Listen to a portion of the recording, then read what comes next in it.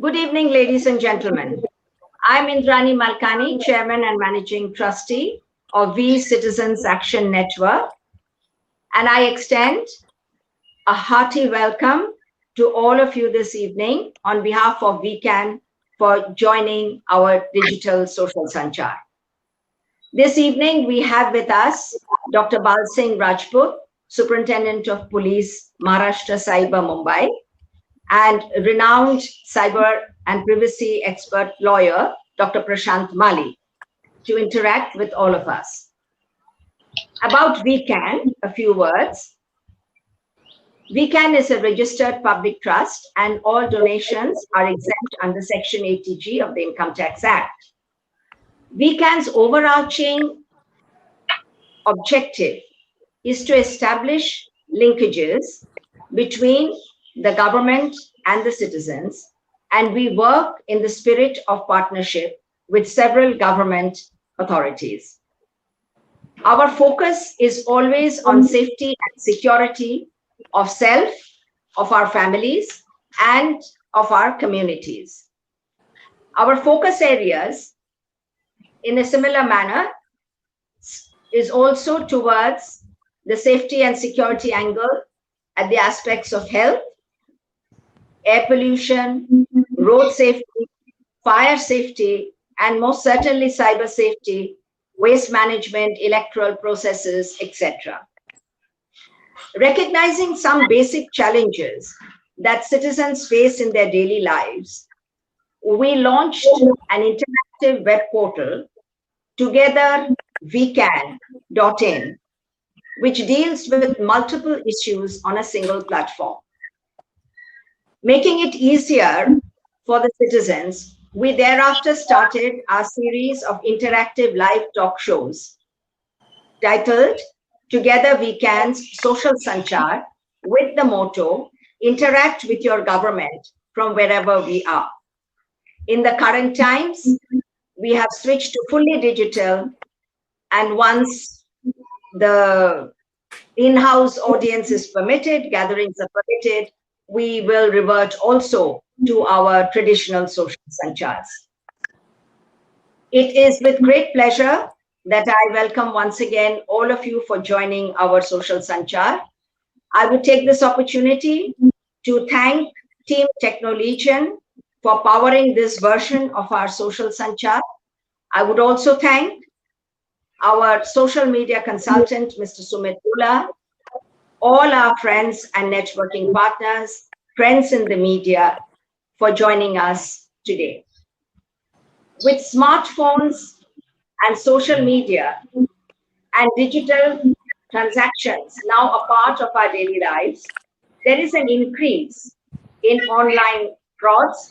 So we really need to know what are the red flags, what are the basic safety tips, what are the processes by way of which a victim can lodge a complaint or take it forward if they have an issue. And therefore, the primary focus of this evening's social sanchar will be on the challenges and solutions related to the impact of various online frauds. This could be related to matrimonial websites, online dating websites, credit debit card frauds, a very common issue through social engineering, online Ponzi schemes, phishing, blackmail, and most certainly all the complaint procedures and how to find the redressal system. I would now like to request my fellow trustee, Mr. V. Ranganathan, to introduce our guest speakers, Dr. Bal Singh Rajput and Dr. Prashant Mali. Before I do that, I must also say that Mr. Ranganathan was our municipal commissioner and also led the state of Maharashtra as the chief secretary. Mr. Ranganathan, would you please now introduce our two guest speakers? Okay, Dr. thank you. Bal Singh Rajput and Dr. Prashant. Good evening. Now, I deem it a privilege indeed to welcome our eminent guest of the day, Dr. Balsing Rajput and Dr. Prashant Mali. Now, we find that ever since the imposition of the lockdown in March 2020, there has been an exponential growth in cyber crimes and all kinds of cheating which had been mentioned briefly. Now, for discussing these critical issues, I think we cannot have a better set of speakers than Dr. Balsing Rajput and Dr. Prashant Mali.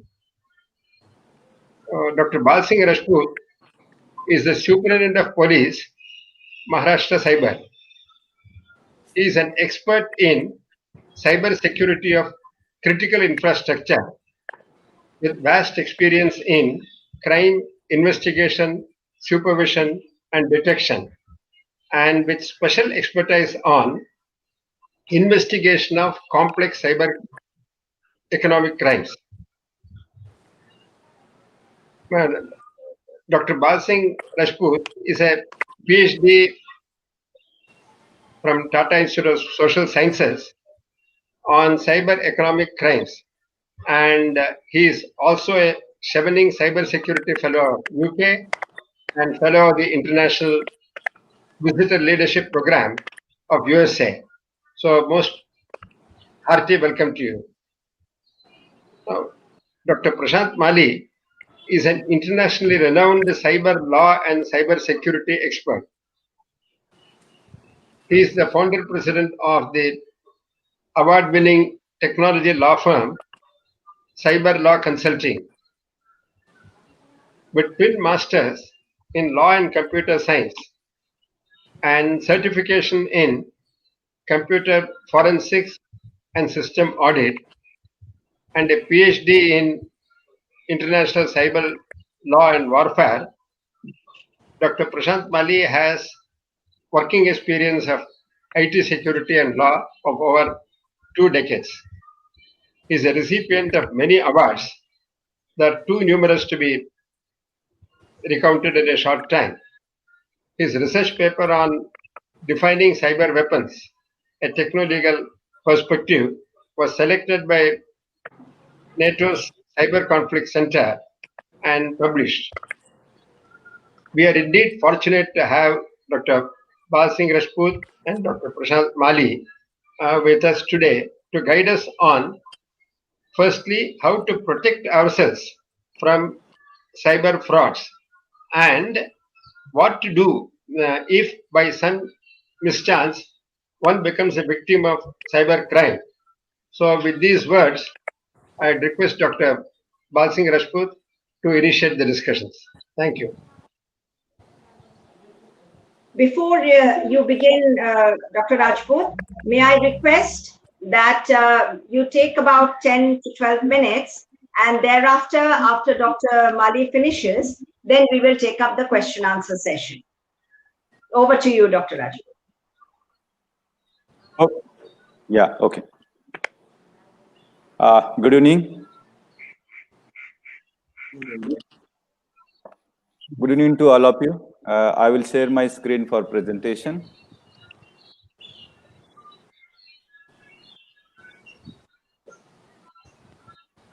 Do you have a presentation, is it, Dr. Rajput? Yeah. Okay. Yeah, I'm sharing it. So it's yeah. So welcome all of you. I will share the presentation. If there is any difficulty with the presentation, we could, if that's okay with you, we will have it. Yeah. Okay, fine. Yeah. So the first question pertinent to when we are talking about cyberspace is that, are we safe on the internet? So that is the most important question. And when the safety comes into picture, the most prominent things come into light is cybercrime. So what is the cybercrime? In simple terms, we can say that the crimes committed to the computer, by the computer, and by facilitation of the computer. So these crimes are more pertinent to the people who are using internet and ICT technologies.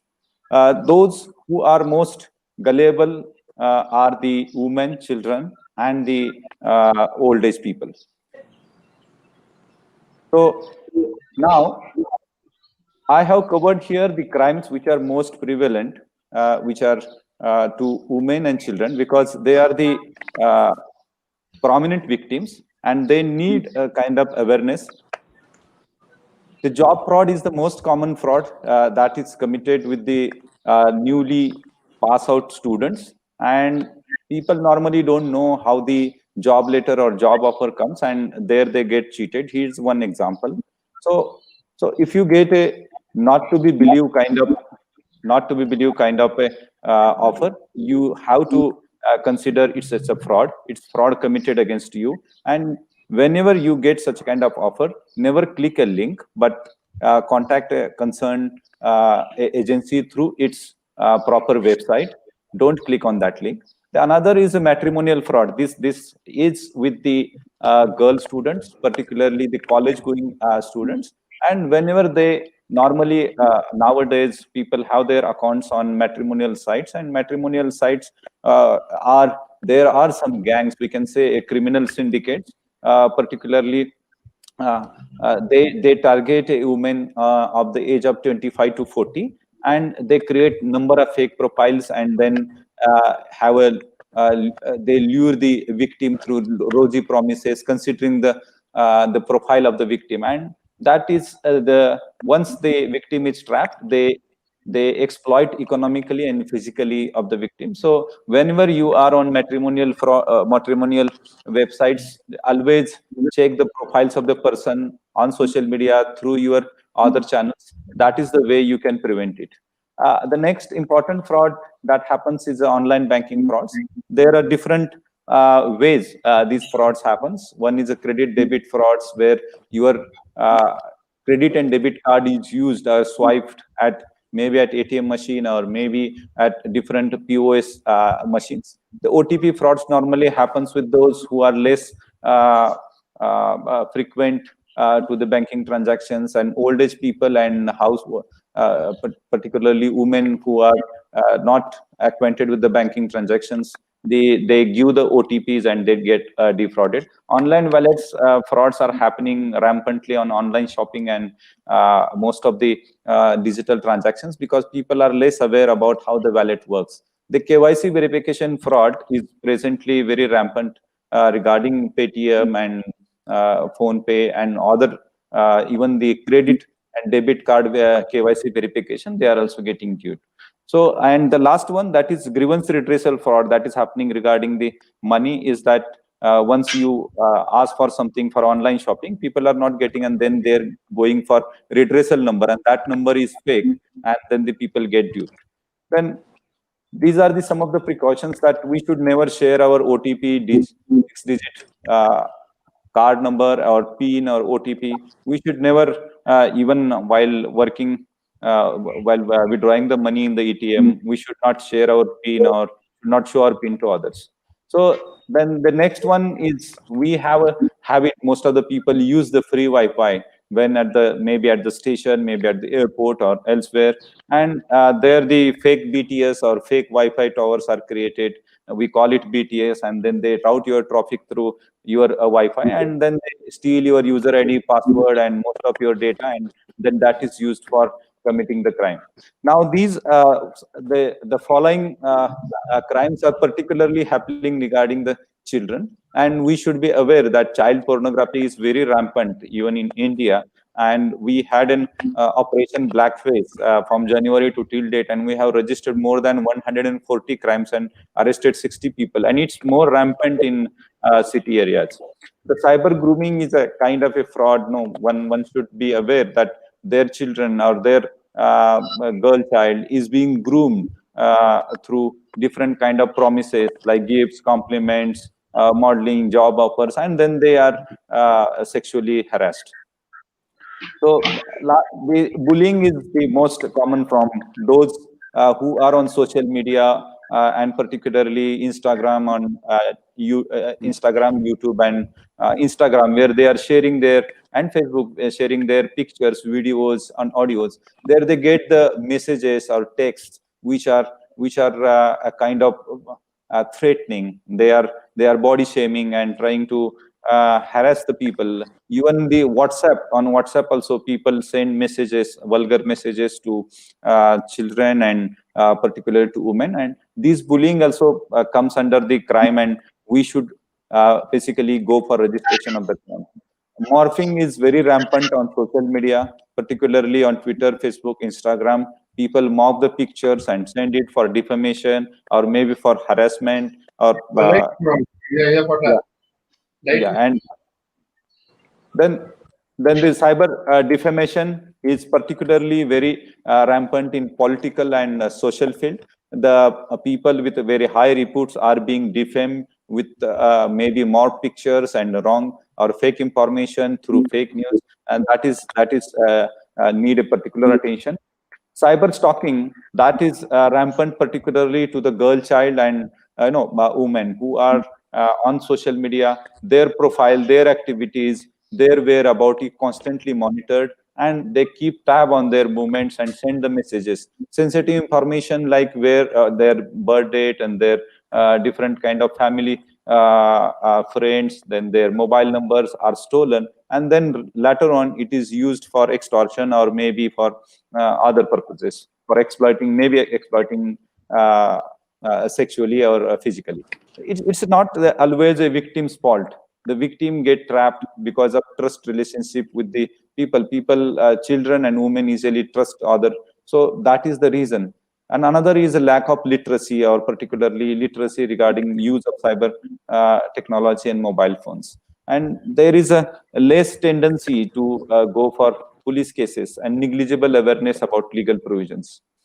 Safety of women and children. So we have to think about that. The pornography is very serious crime and deserves severe action. So in such situations, we should not tolerate. We should always talk to our child what they are doing, to whom they are befriending, what kind of games, what kind of social media things they are using. That need to be kept in mind. The parental control over their laptops, desktops, and who are the other friends or whom they are following, that needs to be kept daily tab. There are some games which are very detrimental to the child's progress, make them violent, make them abusive in terms of sexual activities. That also need to be tapped. Then the prevention side, if we are here as an awareness also to prevent the cyber crimes. If they are made aware, they most of the times the crimes can be prevented. First is that their mobile phone and computer should never be neglected or kept unattended. The computer screen should always be locked whenever you are not in the room, or the software or the passwords. Software should be always updated. You should have password protected files, and always keep a backup, because presently ransomwares are rampant. The downloads, mostly the songs and movies downloads, people are tempted to download it for free, and that is the reason, or that is the trap where the your malwares and the files are being downloaded that are laden with the malware, and they sit on your computer, and then all kind of hacking starts. So always, then the next one is personal data. We should not share the personal data whenever that is whatever may be the case. Whatever we can share in public lab, that should only share on social media also, because once on the net, it's always on the net. So it's never is even though there is whatever we do, always it is there on the net. So mobile phones, no, that are the most used device nowadays for using internet, doing most of the transactions, and doing using the social media. So here we have multiple social media accounts running on the mobile phones and applications. Most of the applications ask for the reading SMS, then the your media files, and your access to your caller ID. All these things are available to all the apps, and these apps, if which are not authenticated apps, they misuse your data, and that is why we need to have mobile phone and its apps in check. Always check in the setting which apps you have downloaded. If they are not useful, you should delete them. Always check whether they are from authenticate. Just like now we have an example of Chinese apps which were stealing the data, very sensitive informations regarding each citizen. So like that, there are many apps which still from different countries are homemade, also stealing the data. Social media, we should always pay attention which social medias are on your mobile or maybe you are using, and what kind of data, what kind of information, what kind of photos and medias we are sharing to them. Yeah, we should always be careful about our privacy and security settings on this social media, because where there is a free social media, it means that you are the business, because your data is the point, is the thing that is being traded, and so we should be very well aware about this. Ma'am told about how we are responding to this. Maharashtra Cyber and particularly Government of India, with the help of Government of Maharashtra, they have set up all the states. They have set up a cybercrime reporting portal. This portal, cybercrime.gov.in, pan-India portal. Anyone from India can report the crimes at cybercrime.gov.in. Do two types of crimes: cyber crimes and crimes related to women and children are particularly reported. Within 36 hours, this portal gives a feedback whether their crime is being, where the crime is being handled, how it is being handled, and who is actually looking after it. Then there is another facility that has been made available by the Government of India, is tracking your mobile phone or locking the IMEI of your mobile phone, because most of the times our mobile phone is missing or get lost, then it is being misused or maybe used by the criminals. So there is one website called www.ceir.gov.in, where we should register and give our details of the mobile, regard IMEI number, then it is blocked. Then we have a free helpline number 155260, where you can ask about your complaints or progress of your complaints. There is also a local dial 100 system that we should use always. Apart from that, we have a report phishing portal, that www.reportphishing.in, particularly for those people who are being harassed with the phishing calls. They are still not lost their money, but they want to report the numbers which are being used for phishing. So this is what I wanted to tell all of you. Uh, Apart from that, there are some initiatives that Maharashtra government has taken and Maharashtra Cyber has taken. One is like Operation Blackface. Operation Blackface was started in January 2020 until so far it is going on. It's regarding child pornography. Any information about child pornography, if you have, please share with the police. Any online information, maybe through WhatsApp groups or maybe through Telegram channels, if it is propagated, please share that with the police. Second, that campaign that we are presently continuing is Cyber Safe Women. Cyber Safe Women campaign is particularly to make aware the women regarding the threats in cyberspace, and that is being conducted from the 5th of January. It started on the birth anniversary of Savitribai Phule and is still going on. It particularly we are focusing women and women and the girl childs who are studying in schools and colleges. Apart from that, we have two other campaigns that are presently running. One is for hate speech and another is for fake news. After the COVID lockdown started from March 2020, we started a campaign for fake news, because there were many fake news which were confusing people and creating a panic about the COVID, its situation, and how COVID spreads. So there were many messages regarding it, the use of medicines, which kind of Ayurvedic or other medicine should be taken, and that was causing panic. And we have registered more than 300 cases for spreading the fake news, disclosing the names, naming, shaming the people. So for that, and still the campaign is going on. Apart from that, there is one last campaign that is regarding hate speech.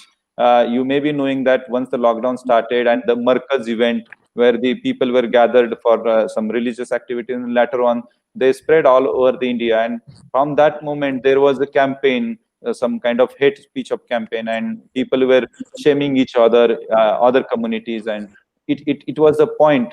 We thought that such kind of hate speech on the internet should be sanitized, should be stopped. And for that, we have registered more than 150 complaints of such kind of hate speech. The last thing that we are presently working is sanitizing the cyberspace. For that, there is, if you see, if you message anything on the net, people are pouncing and giving very vulgar comments or abusive comments, threats, and there is a very abusive language that is being propagated. And for that purpose, we have started cyber sanitization mission, in which if any user who is a maybe a fake user or maybe a true user, we are sending 149 notice to them, just to make them aware that we are watching them if you are committing any kind of crime. And such kind of crimes which are on the, because you are just about to commit a crime, it is just a notice. So that has also worked well. The people who are law abiding people, but in the heat of rage, or maybe due to their political affiliations, or no, they are committing such kind of mistakes, we are making them aware. This kind of abusive speech is mostly in political field. So that are some of the campaigns that we are doing. And the last one I would like to brought to the notice of the people is that we have cyber police station in each district, wherever you are located. So you can make use of that, and you can also register online. That is what I wanted to apprise the audience. Thank you very much. Over to ma'am and Ranganathan sir. Thank you very much, Dr. Rajput, for sharing so many points that are also covered in the questions that we have received. Your presentation and also the list of the location and the site of all the police stations, etc. I would request you to share with us so that I can have it published and give wide publicity for the use of all. Thank you, Dr. Mali, it's a pleasure. Yeah, thank you so much. Dr. Mali, may we have the pleasure now of hearing your, thoughts on the issue that we have taken up, and do share with us the legal side, because there are quite a few legal issues that crop up in this parallel world of online challenges. Okay, great. Thanks for inviting me on this very important topic today, to evening. And I appreciate Dr. Balsing Rajput's presentation. He covered almost all the things in very short time. I would just build upon what he spoke. I don't have any presentation, but I would like to build upon what he spoke and what is my experience in handling the cybercrime cases across the country which come to me. Now, the most important thing is cyber crimes are happening in leaps and bounds, but there is an absence of remedy. Cybercrime is happening in a newest way. The criminals are looting individuals in the very newest way, the newest pattern. Some patterns here observed in India are not even abroad. It's very domestic pattern of looting individuals, and we don't have remedies. And in many of the cases, it is done right below the below the supervision. Rather, so I'm not called supervision, but with the knowledge of police many a times. Such gangs needs to be eradicated if we need a safer cyberspace. Second, I was talking about remedy is it's good that we have this cybercrime portal, that is cybercrime.gov.in, but there is no data about how many people complained and how many complaints are getting converted into FIR, because until unless there is an FIR, law is not set into the motion. And this is good posture that the complaints have been posted, but what happens whether it gets converted to FIR? There is no data yet. When RTI was put before this Ministry of Home, they only gave us the figure how many people visited to this website. So converting into FI and setting the law into motion, I think, can give better justice when cybercrime happens. Now, I also want to tell listeners that many listeners are very lazy when cybercrime happens. They feel they have called a police station and informed them about the cybercrime which has happened to them. They assume that that is a complaint. That is not a complaint. Second is they write some mail to some cybercrime police station and they feel that they have filed an online complaint. That is not an online complaint. No action is going to be taken. It lies there within, because that's not an official way of putting a complaint to any police station. So police is not even wrong there. So you either need to visit to a police station or then put it into the cybercrime portal and then follow up with the respective police station. Because please note that this cybercrime.gov.in is just a forwarding portal. It forwards the complaint to a respective police station. It doesn't take up the cause as such. So this the need of the hour is, if online crimes are happening, there has to be some justice delivery mechanism which which can be via online, which is missing right now, and that's why so many people are burning their fingers in online space. Now people are also responsible for this, because many a times it's the greed which pulls people into this so many amounts of fraud, and many a times people agree over phone to me that they themselves have shared a lot of details to these fraudsters, and it is not because they didn't knew. It is intelligent intellectuals who have shared data.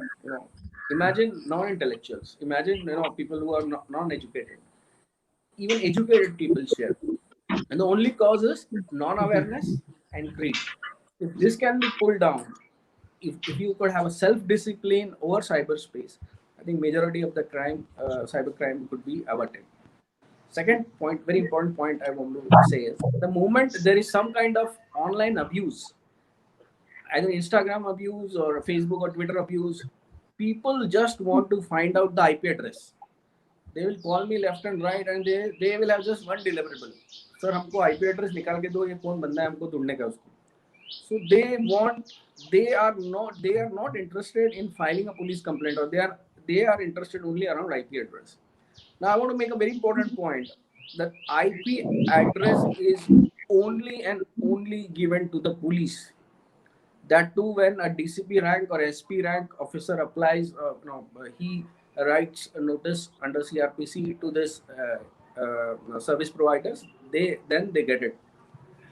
Anyways, you are getting IP address from some kind of cybercrime, so-called cybercrime investigators. Then those mechanisms are fraud. Those are either taken by bribing some officers, corrupt officers, or some nefarious means, and such IP address obtained from such nefarious means are even not valid in a court of law. So you'll be very careful that investigation in India is only the prerogative of police. The investigation officer in any cybercrime matter is always police. You can't have private investigators, like whatever. This is because you see a lot of web series and the private detectives, as in US, and then you feel that there are also private detectives lying here around because they advertise such. That's all nefarious. We are still don't have any private detective law or bill as such. So don't fall prey to such kind of cybercrime investigators, private cybercrime investigators. Don't burn your money, and don't commit and one more crime to solve a first crime. And also don't become a criminal to solve the crime which is already you've been victim of. So you're very careful when you're trading on cyberspace. And you yourself, I have seen when a female is getting harassed or bullied, as Balsing also said, cyberbullying is the biggest crime which is happening around. And when the lady was getting bullied, the father started stalking various her friends, all her lady friends or boyfriend. He started stalking around what they are doing, what they are talking with my girl, and all that. And ultimately, instead of solving a crime of cyberbullying, he became himself a criminal. He became a stalker. Cyber stalking is a crime under Section 354D of IPC, and it's a cognizable offense. It can be arrested for the same. The other crime which also Balsing stressed upon is pornography. Uh, I'll just add on to what pornographic crimes which I'm getting reported or I'm handling is kids are getting blackmailed by people who are befriending them on social media and then sending them pornographic videos. And while they're looking at the pornographic videos and they're doing sexual actions, the fraudster or the criminal is recording the child. When the child gets recorded for his sexual actions, and the next moment what the child gets is he gets the original pornographic video, and side by side there's a video of the child doing the sexual action, and this puts the child into limbo, child into a trauma, and then he gets blackmailed. He because he's getting blackmailed and he needs to pay for, he ends up in stealing from his house or stealing from his father's card or different patterns. So crime leads to a further crime, and this traumatic child does just lead to even suicide. So for this, schools should be aware. Schools counselors should be aware when they should. The counselor need to see the child and the child's psychology. Parents need to be aware. Good cyber parenting is required in the household, which is found missing even in the educated class. So that is required. And when such thing happens, you need not be you know up to you. You need to come out and voice it. Until then, these crimes will only increase. And remember that everything need not be criminalized, because if everything you criminalized, everything gets criminalized, then children's, they don't pick up in their life. They need to be told properly what is good, what is bad, what is criminal, what is not criminal. Now, coming back to this credit card and debit card frauds, there are umpteen amount of credit card and debit card frauds happening, and for small amounts, the police doesn't care even. They don't register. They many a time they don't take complaint. If they take complaint, FIR doesn't get registered, and banks will keep making them running from pole to pole, asking whether you filed a complaint. A complaint doesn't get filed, and then there is a frustrated customer of internet banking. So you have to be careful. People have to be careful, because justice is not easily available in the market in this with corona times. Justice becomes still more difficult. So the more you are aware, more chances are you need to pursue with your bank. And if you really know that you have done a mistake, because of you the money has been lost, your negligence, then it's futile running around, because that will only give you more frustration. So, what are the options? If based on the facts of the case, you can either file a consumer case, or you can go to the adjudicating officer under the IT Act 2000. Obviously, you can file a police complaint. Criminal and civil cases can go parallelly. Or if there are certain things, certain orders from the court where the amount is freezed, you need to defreeze it. You can get orders from the court even. So there are remedies. I know the remedies in India are slow. Remedies in India are available to specific people. Remedies are in India, are available to people who actually are determined to get justice, and they follow up and follow up and follow up, and then they get justice. Yeah, this is not easy justice in India. That's where we live in. So we have to live with that. So the most important thing is play safe. Until unless you don't play safe, you will be exposed to some kind of cybercrime. Now, does playing safe means not using mobile phone, not using online banking, or not having online account? It doesn't mean that. It only means that whenever whatever you use it with due care. If you don't know what is due care, then there are so many agencies like certain. There is an infosec awareness organization managed by CDAC. There's a whole lot of advisories which comes in from certain. This Maharashtra Cyber, they release a lot of advisories. Read those advisories, read those NGOs kind of organization. Even weekend does awareness program, be part of that. Keep self-aware and make the society around aware.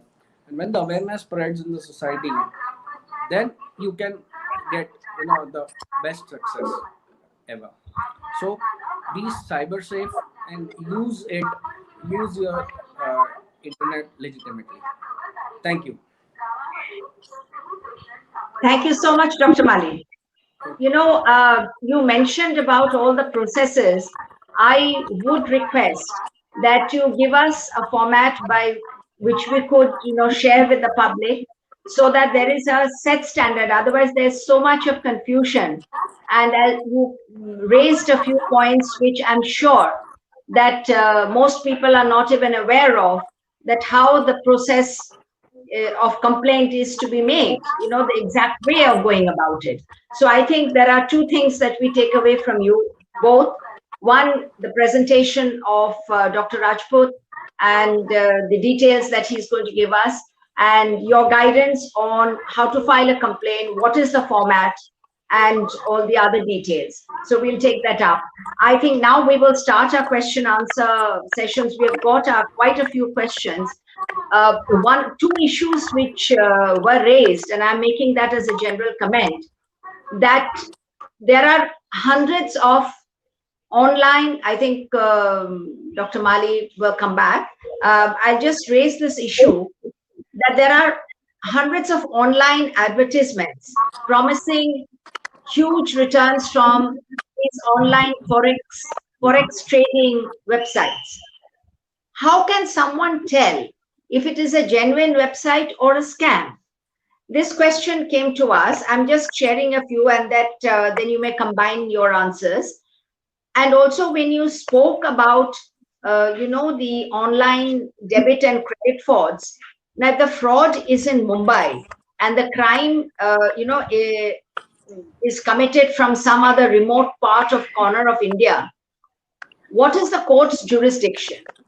Perhaps, Dr. Mali, you may just too.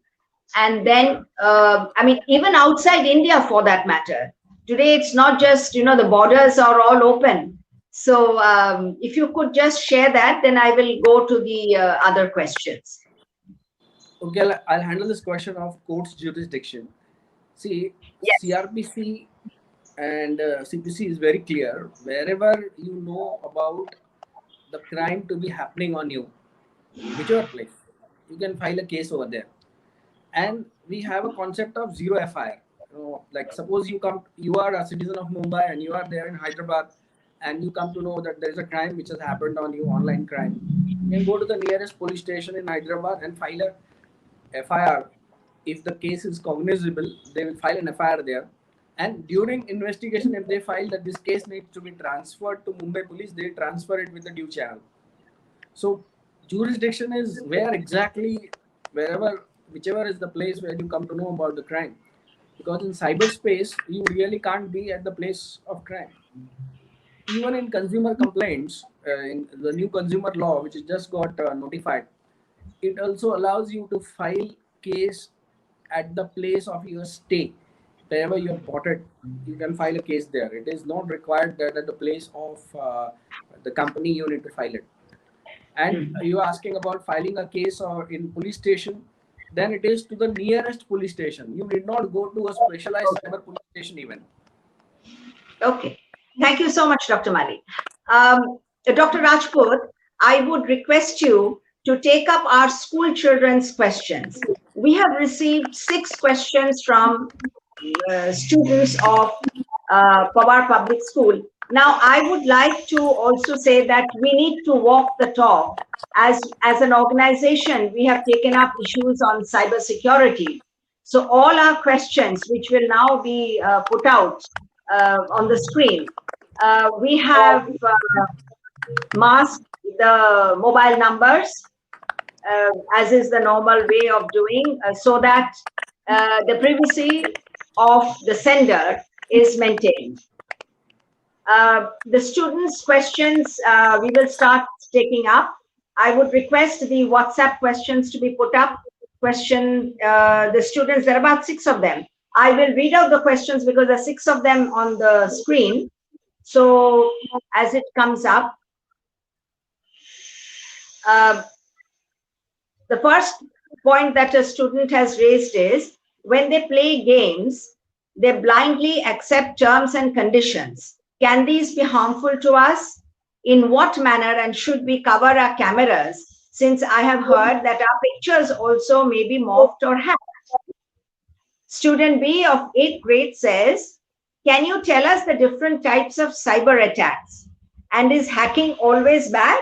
What is ethical hacking? I think the takeaway point is ethical hacking. Then the other one that has come in is, what guarantee can the payment gateways give that our banking information is safe? Very pertinent point. Should anyone who is being cyberbullied go to police? Also, many teens post their personal information on online platforms. Can these be harmful? The other question, where there are signs of being able to identify our website is hacked. What is polymorphic virus? What is the best way to deal with morphism? What does one prevent? How does one prevent morphism? And the last student asking, is there any way of preventing frauds? What are the precautions netizens should take? I think many of these points have been taken up by both the speakers in their presentations. I would request Dr. Rajput first and Dr. Mali also to add on to anything further that you would like to address with these questions. Dr. Rajput. The questions regarding one, the cyberbullying, I think so. I have covered the cyberbullying. Anything that is detrimental, defaming, lascivious, or maybe threatening, that is propagated against you on the social media is cyberbullying. Even naming, shaming, or name shaming is also a cyberbullying. Frequently watching your profile for with the intention to defraud or with the intention to molest or assassin the character of a person, maybe a girl child or a woman, is also a kind of bullying, because that is the thing which is covered in IPC also and in the IT Act also. So my request here for cyberbullying is, if you encounter any kind of such a kind of behavior, don't analyze yourself, but I will request you to take the help of police for interpreting it, take the help of the lawyers to interpret it, but that will help you out, because otherwise the problem will escalate. Regarding the ethical hacking, or there is nothing ethical and unethical. It is you are intruding into the networks of other companies and people. So intruding into the others' network is always a crime as per the IT Act, but with the consent. So you can take an consent of the organization and then do the penetration testing and its audit. Then it's a formal agreement with the organization. There are many platforms which provide the penetration testing, bug bounty programs, where you can register and check your skills. That is a proper way. If you want to learn, then you should do a such kind of registration on the bug bounty platforms, or you can, even though if you have penetrated, you should inform the concerned agency that this and this vulnerabilities you have found. Most of the agencies respond positively. Regarding the polymorphic virus, it's any kind of payload. You can design a payload as the coder is and what coder thinks. So there are malwares which can kill self, which can geolocate the area, understand the system, and then activate. So such kind of we can say changing the nature of the malware, that is depending upon how the malware has been built. So that is very particular, and there are systems like we can say firewalls, or we can say there are IDPS, IPS systems which detect such kind of activities, and there are log activities or abnormal activities in SOC are detected. So there are some systems that detects. We need to keep in mind only related to personal computing. Personal computing, if anything abnormal that is happening on your mobile, you should report it, or you should contact the police. That is what. So since these questions came from a school, and these are minor children, is there any message you would like to give for all schools that they should have some sort of a setup by way of which they can educate their students, or the students have a recourse to report to their school. I think that is something we would like to take up with your office, that there Yeah. should be some mechanism by way of interacting with school children. Yeah. First of all, regarding games, so addiction of gaming and any kind of abnormal activity that is not normal, I request that they should first report it to their school or maybe principal or their school teacher. And secondly, they must share. I say must share with their parents, because they are not, adults and can't take an legal call. Mr. Dr. Mali will say about that, but they should consult with their parents and immediately report it to police, because most of the times regarding children, the situations go in an alarming level if some kind of physical abuse happens. So I will request that they should contact police immediately. Sometimes the call may be, case may not be cognizable. People will not register their case, but that will be helpful to prevent further damages. Yeah. Okay. Thank you. Thank you so much, Dr. Rajput. Dr. Mali, I would request you to take this question. What is the legal, I think the second question which will be just put out, I will give you a heads up on this. What is the legal status on use of VPNs in India? What action can be taken against someone distributing explicit images or videos without one consent? And about the darknet, is it legal as long as no illegal transactions such as drugs or arms deal takes place? What are your thoughts on these questions, please? Okay, good question. And this is what the elders needs to understand. Like virtual private networking is a very much big reality, and this is a space where there is no specific law pointing to how VPN should operate. So whether it is legal or not legal, it is a space where no operation is there. Yes, but the second question: if you are sending any obscene photograph or obscene videos without the consent of the person, then it is a crime under section 67 or section 67A of the IT Act, and these are cognizable offenses.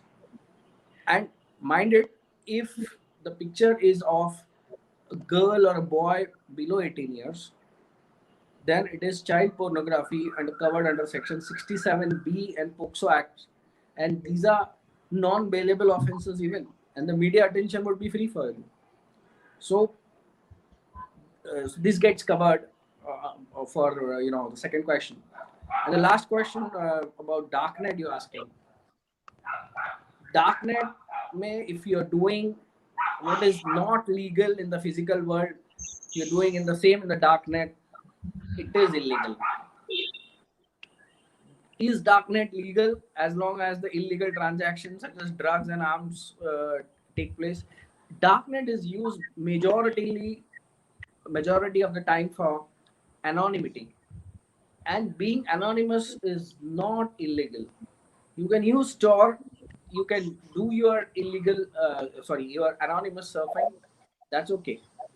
What you do and with what intention amounts to illegality. Thank you. Thank you. Thank you, Dr. Mali. The next slide, please. The next question also, I'd like to ask you to take up.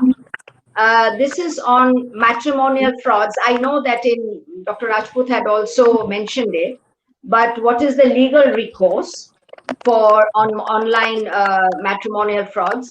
Is there a governing regulatory body that people should know about? And I think that is not the question. The question that I was taking up is what is the percentage of conviction also on online crimes? I think that probably will be taken up by Dr. Rajput. So what is the recourse to the online matrimonial frauds? Online matrimonial frauds and dating frauds, there is no regulatory body as such. But there is an advisory in place of Government of India, which you can see it on METI's site, that is Ministry of Electronics and information technology. So these are guidelines for them to follow.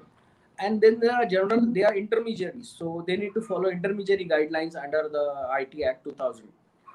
What is the recourse? General criminal recourse you have if most of the time the sections which have been applied in matrimonial frauds is section 66C and section 66D based on the facts of the case of the IT Act 2000 where the punishment is up to 3 years imprisonment.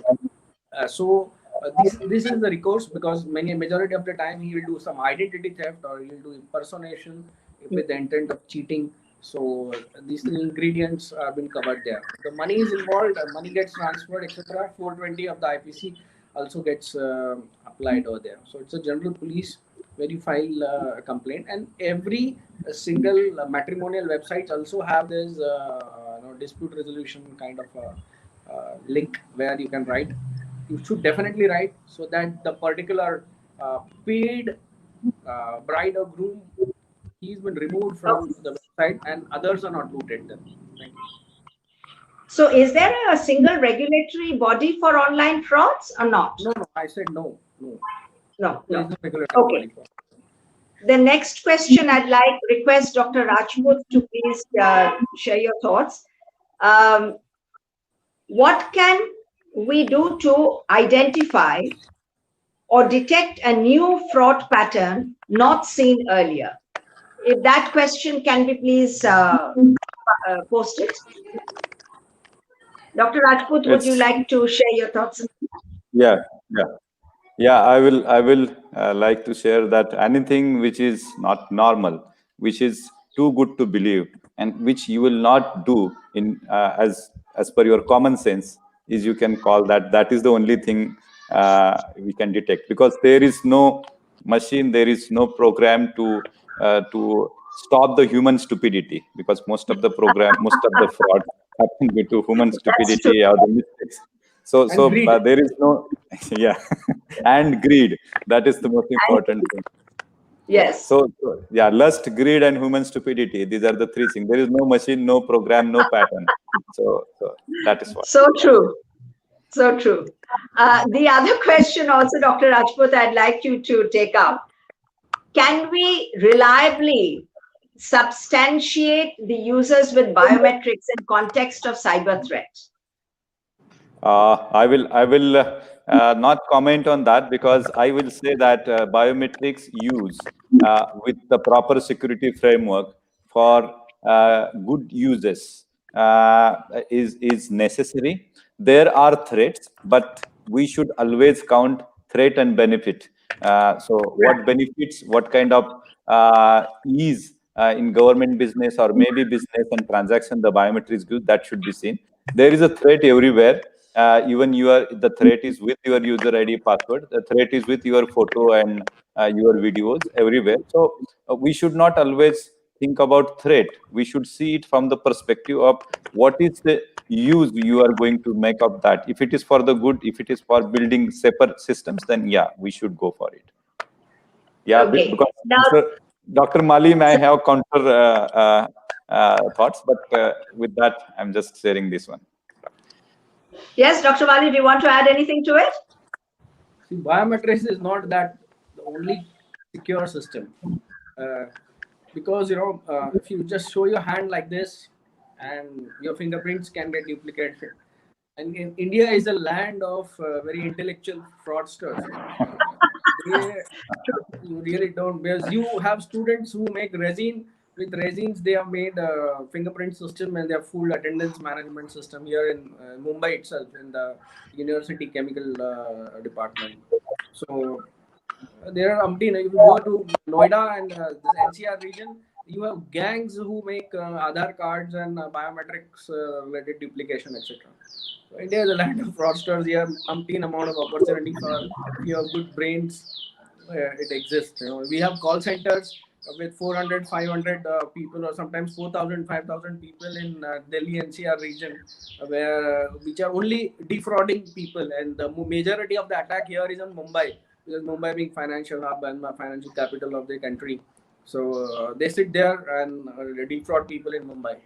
We have still to dismantle this units of frauds which are happening there. So let's be positive. Thank you, Dr. Mali. Actually, we are extending our session by about another half an hour because it's very interesting and we have got so many questions. I hope you both can spare that half an hour. Yes? Ma'am, Just give us Ma'am, I have another one program by my own department for school children. We have invited more than 500 school principals online. The program is Saudhan Online, so I have to join that program. So I will beg your pardon to. No, but just wait for at least give us 10 more minutes of your time. Yeah. Okay. I hope we can take that much time. Yeah. I will not get into all the questions, and because we have received so many questions, I will be sending most of these questions to both the speakers and request you to answer so that I can have it published, because it would be unfair to our audience if we have Dr. Rajput leaving now. So just give me 10 more minutes, please. I think we have also received questions on Twitter, which I think we can tweet the reply once we receive the answers. In all of this, one of the questions that came up on SMS, if I may, that about digital payment modes. That is something which is causing a lot of online payment, and how safe are all these methods on daily basis. This would be the 10th question. I've skipped some of them. So if we can have that question come up. Because I would like this one question at least to be shared by both the speakers. Dr. Rajput, if you would take this up, how safe are the digital payments? Yeah. First of all, I will tell the users and all the audiences that nothing is safe. Everything can be hacked. Every system have a threat, and it depends upon how robust we have built it and how we use it, because it is a process, technology, and the user. Most of the times, the faults of user, the faults of processes should not be always considered to be a threat of a technology, so, or the vulnerability of the technology. So I will say that these systems are safe unless until the user don't share or user commit a mistake. These systems are safe. There are some vulnerabilities in the technology because these technologies are evolving. They are not the mature technologies, because these technologies evolved, I think so, 5 to 6 years before, and UPI technology is 3 to 4 years old. So there may be some lacunas, but as per the technological point of view, and there are some procedural gaps, if we feel that these technologies are safe to use. That is my point here. Yeah. So I'll just take one more question, which I would request Mali to take up. On this issue, I would also like to make a point. When you talk about the safety of technology and all, there are more and more innovative ways of cheating which come up. Now, for instance, I am now one type of cheating which I have told is, you get a mail from a person who is very close to you, who is immediate boss, you his name. You think it has come from him, and you respond to it. Actually, they have mentioned the name of your boss or your close friend, but actually that person is somebody else. The number is different. So they say that when you see the mail, not only see the name, but also see the email ID which is given, whether it's really that of your friend or boss. Otherwise, we just look at it and respond to it, and maybe we give some compromising information. So I think what is probably required is, maybe with the help of Dr. Bal Singh Rajput and Dr. Prashad Mali, we can have a set of elementary do's and don'ts which will give us some reasonable measure of protection. And since you have a website which is accessed by people in general, once we can put it on our website, I think that will give some guidance to people to avoid the kind of obvious things which they should not do, and also to emphasize the kind of things which they should do. For instance, I saw that when you're using this thing, ATM thing, you have to press the cancel this twice, so that if something has been put in the ATM to clone your card, that gets deactivated. So these kind of things, if they are given as tips to be followed, then probably it will be useful to the public at large. Okay. You are right, Raghunathan sir. Your point is valid. Yeah, because this needs to be looked into from greater details. Then only the general audience will understand this. Yeah. So, since Dr. Rajput will have to leave, I will request Dr. Mali and Dr. Rajput that what I will do is that there are many questions which have come. Now, time is a bit of a constraint. So therefore, I will send these questions across to both of you and request you to please give both your answers so that I can have it published. Your presentation, all the details, do's and don'ts, all of these, if I may request that you please share. Maybe have the mementos, please just get that. So I think this session can go on for quite some time because it's endless, the amount of things that are coming out. But let's take the one last question before we say goodbye. Dr. Mali, there was a question which came up, which I found very interesting. Is how does cyber risk insurance work? And how we can create awareness regarding the same? Okay, this is a very difficult and question, very focused. Like cyber risk nowadays, if you are a generalized person, then you have off-the-shelf cyber insurance policies which you can buy, and but that depends on smaller cyber risk. If you have a larger IT infrastructure, you have data which has value much more in rupees, and if you have IPR which is valued in again much more rupees, then you need to do a risk assessment, and then they will come to you with a bouquet policy. And when you take this bouquet policy, the premium would be more. So why actually the cyber risk insurance policy is not getting kicked up in Indian market is because of the higher premiums. And sometimes even there is a fight between actuarial people for stabilizing the premium by calculating the premium, because there are so many unknowns in the cyber world, and you really can't predict what kind of risk a company can face. It could be a risk where the company is completely washed off. So that's why it is a little difficult. But smaller things in the whole IT infrastructure can be protected by taking off the shelf policies, and the smaller policies limited to the risk pattern can always be taken. Thank you.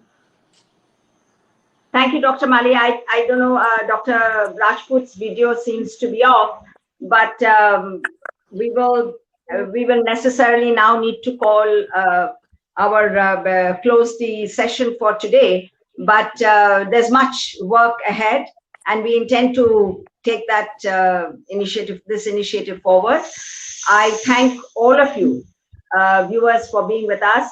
Dr. Rajput and Dr. Mali, normally at this point, we would be giving you our appreciation in the form of a memento, but now everything is virtual, so we need to do the virtual bit. So Dr. Rajput, maybe on behalf of VCAN, hand over the memento to you of our appreciation. I think Dr. Rajput seems to have switched off, but it will be sent to his office. Dr. Mali, we are very, very pleased that you are on our panel now, and that we should be able to take our work forward. Thank you for being with us. So on behalf of VCAN, a token of appreciation to you, Dr. Mali, for being with us. Thank you so much. To all our viewers, I thank you very much for joining us for this session. And I hope that in our future sessions, we will have all of you again. And we'll look to wish you a very happy weekend. Thank you. Goodbye.